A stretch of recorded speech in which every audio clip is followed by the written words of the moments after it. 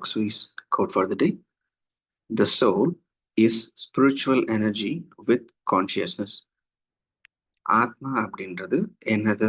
ஆத்மான்றது தெய்வீக சக்தி. எதோட இருக்கு? தெய்வீக சக்தி உணர்வு நிலையோட இருக்கக்கூடியது. நம்ம சில நேரங்கள் நினைச்சிட்டு இருப்போம், ஆத்மா அப்படின்றது நம்ம போல இருக்கக்கூடிய ஒரு உயிரா இருக்கும் அப்படின்னு நம்ம நினைச்சிட்டு இருப்போம். நம்ம போலயே உடலோ, நம்ம போலயே தன்மை இருக்கிற மாதிரி நினைச்சிட்டு இருப்போம்.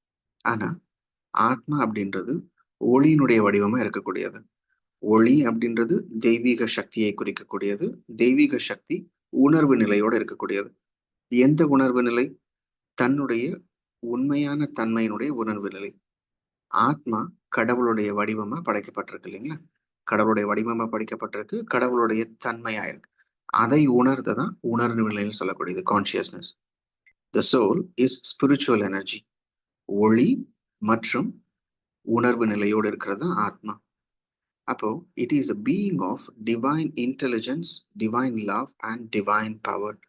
ஆத்மா தெய்வீக ஒளி, தெய்வீக அன்பு மற்றும் தெய்வீக சக்தியினுடைய வடிவமா இருக்கு.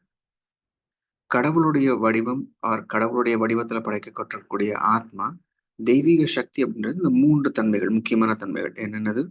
ஒளி, அன்பு மற்றும் சக்தி. Divine light, divine love and divine power. இந்த 3னுடைய வெளிப்பாடா இருக்கக்கூடியதான் ஆத்மா. அப்போ ஆத்மா அப்படின்றது கடவுளுடைய வடிவமா இருக்கு, ஒளியினுடைய வடிவமா இருக்கு. தேங்க்யூ. நமஸ்தே.